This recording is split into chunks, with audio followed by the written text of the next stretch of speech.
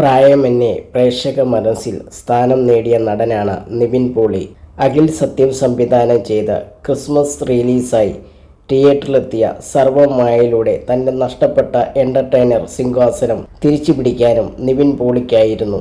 ആദ്യ ചിത്രമായ മലർവാടി ആ സ്ക്രിപ്റ്റ് തൊട്ട് ഒരുമിച്ചുള്ള നിവിൻ അജു കോമ്പിനേഷൻ സീനുകളടക്കം മികച്ച അനുഭവമാണ് ഇരുവരും പ്രേക്ഷകർക്ക് നൽകിയത്.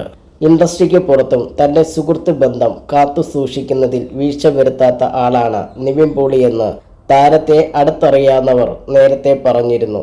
സംവിധായകനും നടനുമായ അൽഫാത്ത് സലീം നിവിനുമായി മികച്ച സൗഹൃദമാണ് ഉള്ളത്. അൽഫാത്ത് ആദ്യമായി സംവിധാനം ചെയ്ത ഞണ്ടുകളുടെ നാട്ടിൽ ഒരിടവേളയിൽ നായകനായി എത്തിയത് നിവിനായിരുന്നു.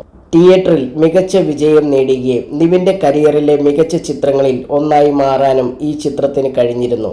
അൽഫാത്തിന്റെ കരിയറിൽ പ്രതിസന്ധി ഉണ്ടായപ്പോൾ നിവിൻ നൽകിയ പിന്തുണയെക്കുറിച്ച് സർവമായ ചിത്രത്തിന്റെ സംവിധായകൻ അഖിൽ സത്യൻ ഒരു അഭിമുഖത്തിൽ പറഞ്ഞിരുന്നു.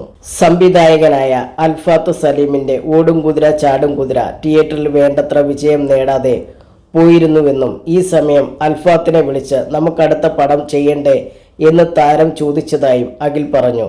ആ ഘട്ടത്തിൽ അങ്ങനെ ഒരു ധൈര്യം കൊടുക്കാൻ മനുഷ്യത്വമുള്ളവർക്ക് മാത്രമേ സാധിക്കുകയുള്ളൂ എന്നും നിവിൻ നല്ലൊരു മനുഷ്യനാണെന്നും അദ്ദേഹം കൂട്ടിച്ചേർത്തു. സർവമായ ചിത്രത്തിലെ തിരുമേനിയുടെ റോളിലേക്ക് മറ്റൊരാളെയായിരുന്നു ആലോചിച്ചിരുന്നത് എന്നും പിന്നീട് നിവിൻ്റെ നിർദ്ദേശപ്രകാരമാണ് അജുവിനെ കാസ്റ്റ് ചെയ്തതെന്നും സംവിധായകൻ പറഞ്ഞിരുന്നു.